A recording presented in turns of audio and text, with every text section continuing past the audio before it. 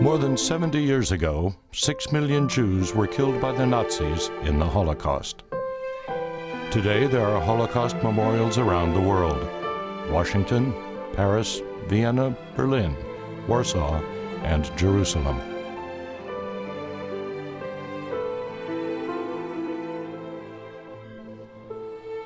This is the Jewish Museum in Berlin.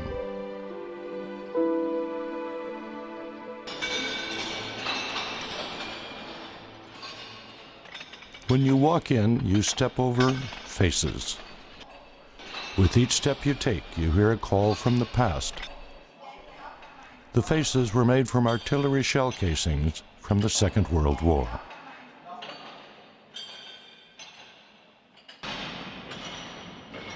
The artist calls it the fallen leaves.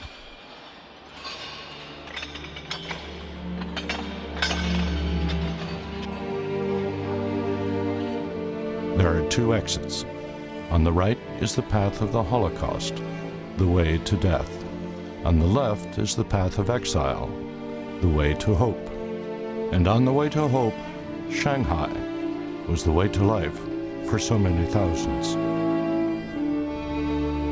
This is Saxonhausen, a concentration camp in central Germany. It was one of the three main Nazi concentration camps where so many met their end. A concentration camp meant death. A silent memorial to a terrible yesterday, the camp today is witness to the Jews' sufferings during that horrible time. When a nation suffers such merciless slaughter, the hope for life becomes overwhelming. This sentence inscribed on the wall says, "While the entire world closed its doors against the Jews, there was only one exception: Shanghai."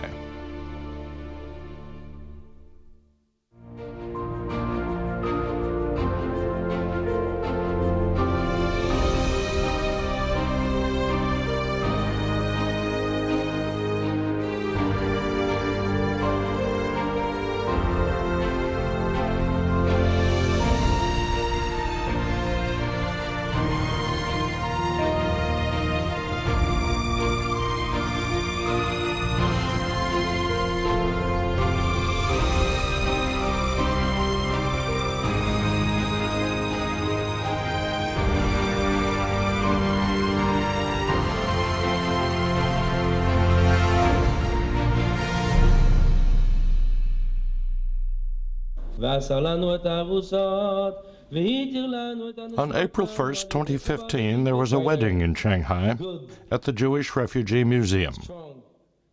The Jewish groom Doran and his Chinese bride Deng Yina joined in marriage and in the blessing of their relatives. Chinese people of Shanghai that saved so many Jewish people during the Second World War. It's a very significant place, a very amazing place, and we're so thankful to the Chinese people for what they have done. The Shanghai Jewish Refugees Museum was originally the Ol Moshe Synagogue, built in 1927. When thousands of Jewish refugees fleeing the Holocaust arrived in Shanghai, the synagogue became their religious home. On the second floor of the museum, there is a wedding photo. Though a wedding held during troubled times could only bring little comfort, the young Jewish bride in the picture smiles out happily from the past. Her name is Betty. She escaped from Berlin to Shanghai in 1939. We found Betty in the U.S. in Atlantic County, New Jersey. She is 85 now, and probably because she grew up in Shanghai, Betty has always loved Chinese food. Which one? This one? Okay. Most American families might expect ketchup on the table, but Betty looks for the bottle of soy sauce. Steamed buns and Chinese dumplings, just like in Shanghai.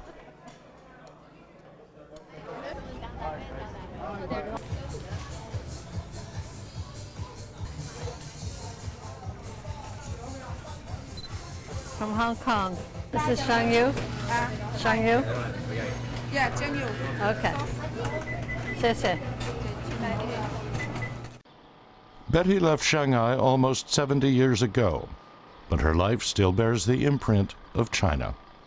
This is my jacket. I bought this 65 years ago when I left China in 1950. And it's been with me in all the different countries that I've lived in. It's a very special piece for me. If I hadn't gotten to Shanghai, I would not be here today, because Shanghai, China altogether, was the loophole that allowed about 20,000 Jewish people from Europe to find a haven. And there was no other place where we could go at that time. Betty was born in Berlin, Germany in 1930. In the year of 1933, Hitler came to power. He gradually escalated persecution of the Jews by prohibiting them from working, depriving them of German citizenship, confiscating their assets, and finally, the genocide. These are Betty's childhood memories. I could not walk on the street without being pushed around by children who were not Jewish, who belonged to the Hitler Youth, and having stones thrown at us and being spit upon. It was getting to be very dangerous. When she was little, Betty had red hair and a pair of brown eyes. These made her easily recognizable as a Jew. On the night of November 9, 1938, Nazi Party officials and militants attacked Jewish businesses throughout Germany and began arresting Jewish men, following secret orders. Fear spread through Betty's family. My family and I sat on the floor in our apartment and we switched off the lights, and we hoped that the neighbors would think we were not home so that they wouldn't come and get my father. It was dark, and then my parents said, "Keep quiet, we are going home now."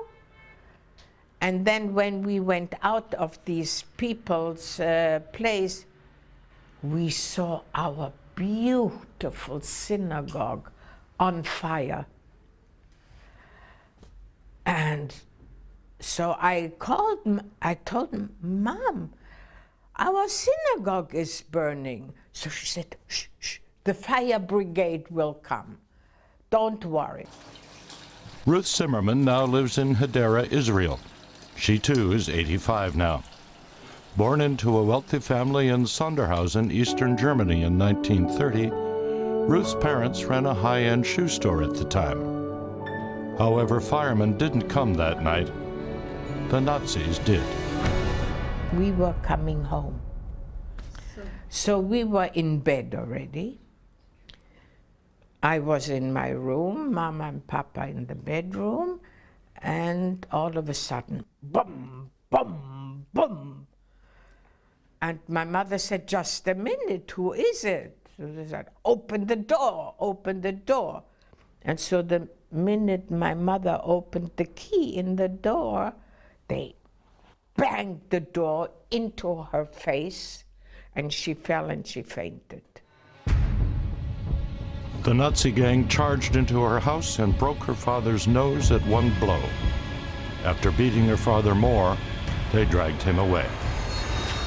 Bashed his nose in, it broke, and the blood was streaming down his pajamas. And I was screaming, "Leave my papa alone, leave my papa alone." And I saw the blood streaming down his pajamas. And they took him without shoes. They didn't even let him put on house shoes. They grabbed him on both sides, one here, one there. The blood was streaming down from his nose. And then when they took him down the stairs, I saw that the skin was coming off the skirt. It must be hard. And I was alone in the world. Mama had fainted. Papa was gone. In only 2 days, over 30,000 Jewish men were sent to concentration camps, and more than 90 were beaten to death. Across the country, 1,574 synagogues were torched, and over 7,000 Jewish businesses were destroyed. Betty's father survived the arrest, but after that, danger was ever present. He held a temporary residence permit issued to people without German citizenship. The permit had to be renewed by the German police regularly. Every visit to the police station was full of fear. He never knew whether he would be allowed to come back home or whether he would be taken to a camp. He, by that time, had a summons from the Gestapo, the German secret police, to come to see them on the 21st of May, 1939. Betty's father wanted to escape from Germany to take the family away, but they had nowhere to go. But we could not go anywhere. We wanted to go to America or to England or to some foreign other country, and we had no papers. We had no way to get out. At the time, there were 500,000 Jews in Germany and 200,000 in Austria, well above other countries' visa quotas. No one was willing to increase their visa quota to take in more refugees. You had to get an exit visa to get out. But that was not difficult to get if you had a place to go. The problem was, where would you go? Because none of the other countries would let us in. All the former secretaries of the Treasury, all secretaries of the Treasury, all ministers of finance come together, have a party. Michael Blumenthal is 90 years old now and lives in Princeton, New Jersey, near New York City. He was U.S. Secretary of the Treasury during the Carter administration, but in 1938, when he was 12 years old, he went through the same nightmare as Betty did. His father was arrested by the Nazis as he watched, and was sent to the Buchenwald concentration camp in eastern Germany. Jews arrested on Kristallnacht could only be released if they could prove they would leave Germany. A boat ticket to leave Germany became the straw to grasp for, a lifesaver for many Jewish families. Rescuing his father and leaving the country became the most crucial task for the Blumenthal family. I was scared because Shanghai had a very bad name. People who managed to get a visa to go to America were considered to be like winning the lottery. They were very, very lucky because America was considered to be a very good country to go to. Or if you could go to Canada, it would be a very good country, or Australia. Those were good countries. And then there were countries that were not good and not bad. Maybe you could go to Brazil, or you could go to some other place, Scandinavian country, or France, or something like that. And at what was considered to be the worst place to go was Shanghai. Why Shanghai was a bad choice is easy to understand. The counter-Japanese war broke out across China in 1937. The Battle of Shanghai was at that time the bloodiest one in the world. Even with its international and French concessions, Shanghai was already isolated. But this was the only choice the Blumenthal family had, and time was running out. Life in the camp was difficult, and the longer Blumenthal's father was trapped in the camp, the greater the chance he would die there. And so my mother sold some furniture and things, and with that money, she managed to get first one ticket. But they could buy only 3 tickets for 4 people. In desperation, Blumenthal's mother decided to send him on a children's evacuation ship to France, since he could speak a bit of French. And my father came back from the concentration camp. He said, no, no, no. We must try to keep the family together. We shouldn't let our son stay in Europe while we go to China, to Asia. Who knows when we will see him again? So they tried, and at the very last minute, they got a 4th ticket. Some 10,000 children were forced to separate from their parents to take the children's evacuation ships during that time. Among them, fewer than 1,000 were ever reunited with their parents. This is the Berlin Grunival station. In the Second World War, many Jewish refugees were transported to concentration camps from here. In April 1939, having found the fourth ticket, the Blumenthal family took a train from here to leave for Naples, Italy. A ship bound for Shanghai was waiting for them there. This is on the ship. This is me on the ship when I was 9 years old.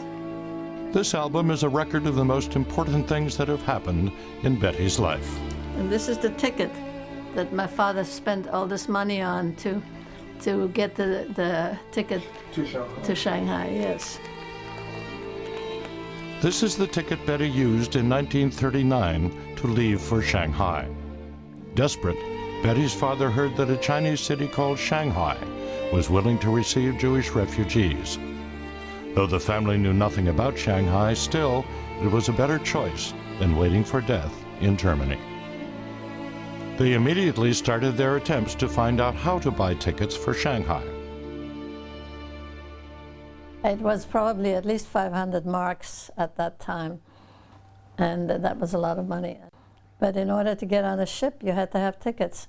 So without that bribe, I'm sure that I would not be where I am today. At the time, Italian and Japanese companies monopolized shipping routes from Europe to Shanghai.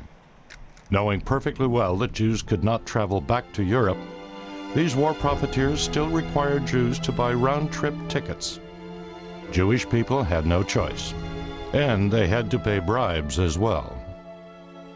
He gave it to this shipping officer, and he put it in the papers, and he said, "Please look at my papers again." And when this guy saw all the money, then a few days later we had tickets. And we managed, with all those bribes that he paid the shipping company to get tickets earlier, we managed to get out 2 days before that. If he had not done that, I would not be here today. On May 21st, 1939, the day for non-German nationals to renew their residence permits, Betty's father didn't show up at the Gestapo's police station. Instead, the whole family boarded a ship from Naples, Italy, to a place at the other end of the world, Shanghai, a city of which they knew nothing. We didn't choose it. That was the only place we could go. It was the only thing left for us to do. The Schönbau newspaper for February 22, 1939, reported the arrival of Jewish refugees in Shanghai. The Italian ship arrived in Shanghai this morning, bringing in 841 Jewish refugees. The relief organization has prepared shelters in Huashan Road, Huishan Road, and in the Embankment Building for them to live in. After that, shiploads of Jewish refugees came to Shanghai, one after another. They were almost penniless when they arrived. At the time they left Germany, the Nazis allowed each family to bring only 10 marks with them. Other than clothes and some daily necessities, any valuables, gold, silver, or jewelry, had to be left behind. My mother and my grandmother. That was my maiden name. 85-year-old Evelyn found her parents' names and her own on the memorial wall at the Shanghai Jewish Refugees Museum.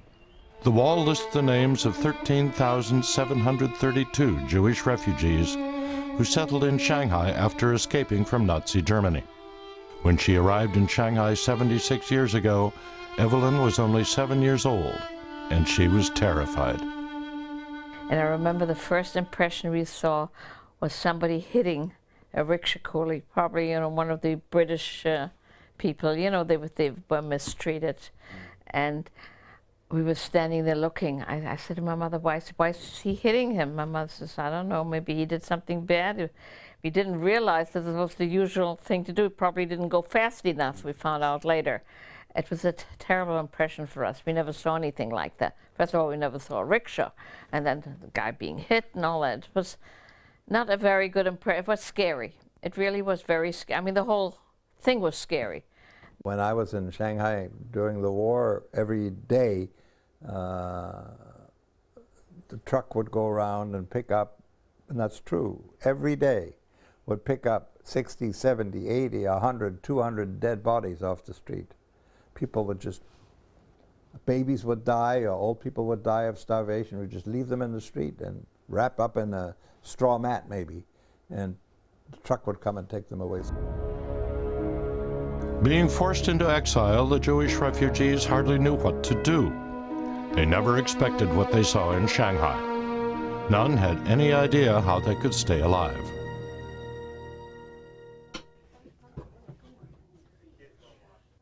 As a Chinese person, and this was when the State Department was involved. In this report for the Treasury Department of the United States, the then JDC Secretary General Moses Levitt wrote, "As a result of the increasing cost of living in Shanghai, we were compelled to increase our budgetary grants.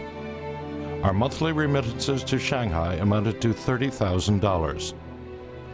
Those who live in the community were completely dependent on the committee for food, clothing, and medical aid." You could come to a congregate kitchen if you were poor and get a hot meal. This is not luxurious living. We did what we could. We stretched what we had the best that we could. Donations made by the JDC were sent to the Committee for Assistance of European Jewish Refugees in Shanghai. The Committee for Assistance then used the money as needed. The committee was established in October 1938 by two prominent local Jewish communities. One was the Baghdadi Jewish community, represented by the Sassoon, the Hardoon, and the Kaduri families. The other was the Russian Jewish community, composed of Russian Jews who had fled from persecution and massacres under the Tsar. In January 1939, the first Jewish refugee camp was opened at 138 Huada Road. Later, 4 other refugee camps, 2 hospitals, and 1 school for Jewish refugees were built successively along Anguo Road, Gaoyang Road, Changzhou Road, and Huashan Road. Opened up steam kitchens that were feeding 10,000 meals a day to refugees.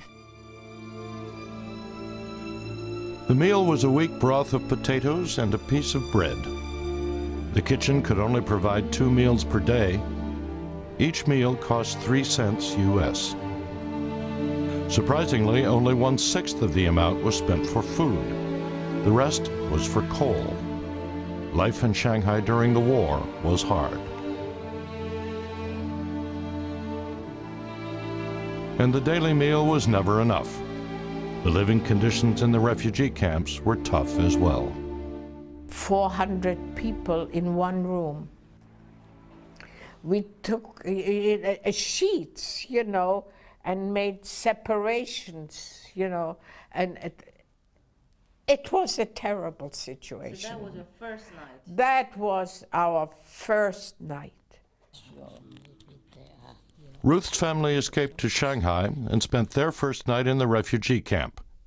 Her father decided to rent a house nearby as their new home.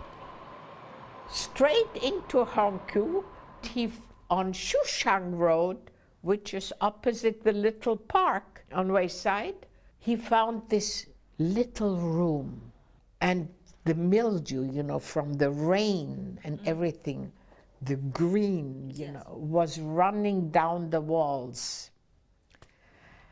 And Papa said, "It doesn't matter, but we 3 are alone." New refugees kept coming, while living conditions in Shanghai kept deteriorating. The Committee for Assistance cabled New York, London, and Paris in April 1939. The overall number of Jewish refugees in Shanghai is 7,000.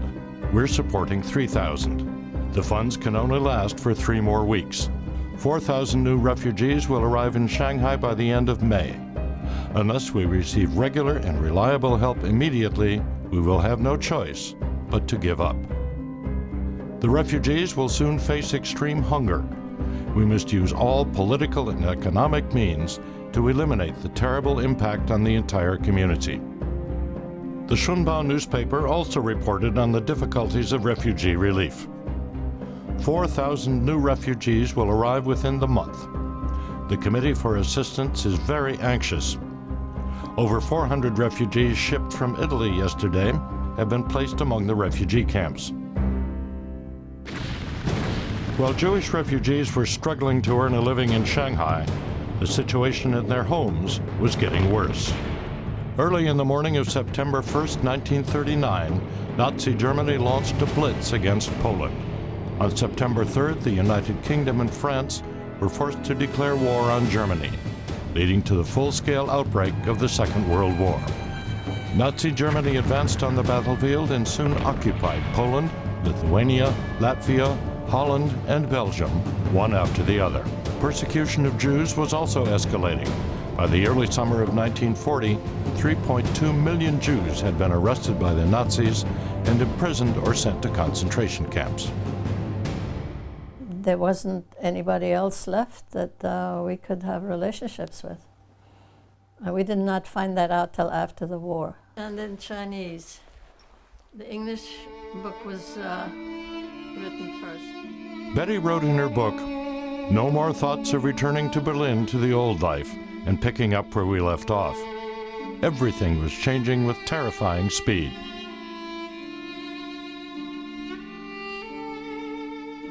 There was no way home, and their new lives were more difficult than they had expected. Fleeing to Shanghai may have appeared to be the worst choice at the time, but the city had become a land of hope and survival. The Japanese occupying authorities introduced new immigration rules in August 1939, restricting the number of refugees that could be admitted to Shanghai. Even the worst choice became more difficult. In June 1940, Italy declared war on Britain and France. That severed the maritime passage to Shanghai. The Xunhua newspaper reported on June 8, 1940. A total of 120 landed in Shanghai yesterday. This is the last group of refugees to come to Shanghai by way of the Suez Canal. By 1940, the number of European Jewish refugees in Shanghai exceeded 20,000. Some were transferred to other countries with the help of the JDC, but around 18,000 remained in Shanghai.